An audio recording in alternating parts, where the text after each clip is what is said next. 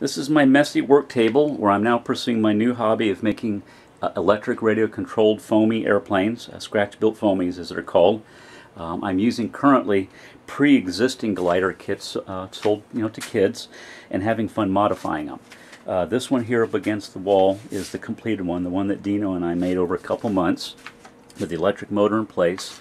This here is a visual mock-up of a flying wing. This one I'm probably not going to fly. I'm just testing design themes, including having canards on an extended fuselage, vertical stabilizers on the main wings, and then in the case, since it is a flying wing, I'm going to have attached at the back of the wing a flap that's going to in essence be trailing edge camber.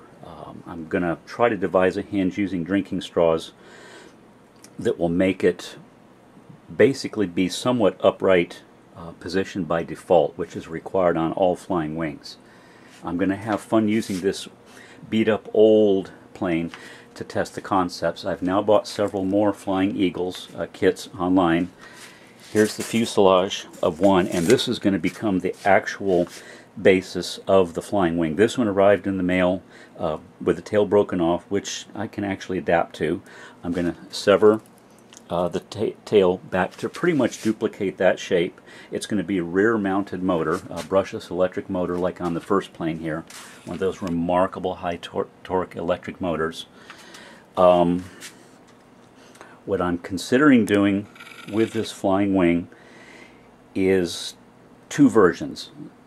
Leaving it with a long extended fuselage nose like that with canards, or shaving it off so it'll be a true flying wing configuration. The other one I'm having fun working with is this lifting body. It's sold as X-Racer. It's got a beautiful sculptural shape. The tail fin I stuck on, again, is a visual mock-up with just clear packing tape. It's a true lifting body, like the dinosaur series of early 60s, the lifting bodies.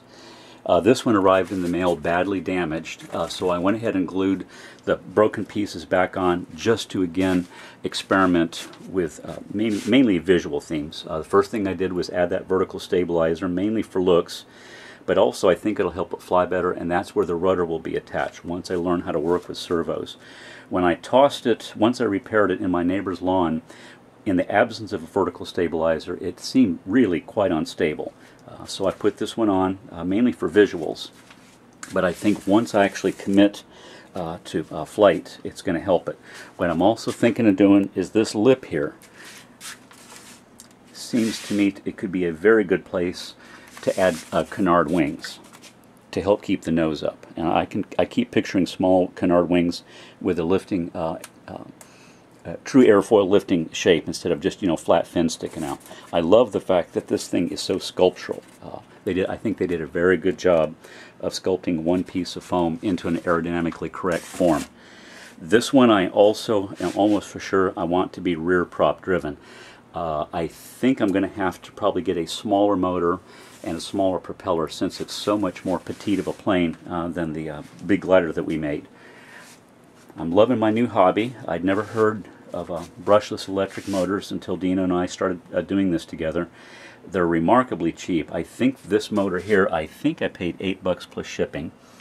Incredible amount of power.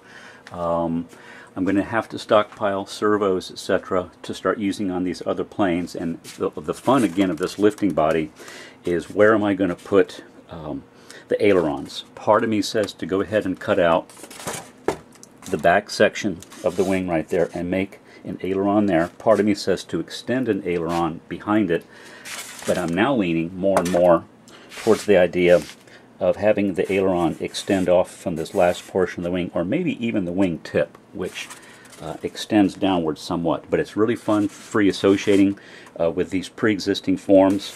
The next step, once I get a little more adept at the mechanicals, is I want to buy blue core insulation foam from Lowe's and make a foam scratch-built glider completely from scratch, and that way I can have total control of the design theme.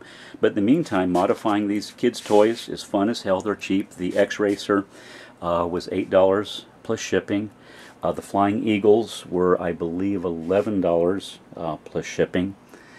The one that's completed, if I add up all the total cost, the motor, speed controller, servos. Well, Dino gave me the servos, but I think the costs are minimal. I think literally there's maybe $30 tied up in this plane, and that's a hobby I can afford. It's fun because it harkens to an earlier era of my life when I was making these origami planes in Colorado. I probably made this one in 92, 93. This is one of my stealth origami planes I was making back then that are really aerodynamically correct. And since I've been making airplanes since I was a kid, and as you can see here, I've been collecting images of airplanes all my life. I've always liked aerodynamic things. My home office here is just crawling with images of cool planes and craft. It's natural that in my late 50s I would run into somebody who would teach me a new hobby where I can actually get sustained flight.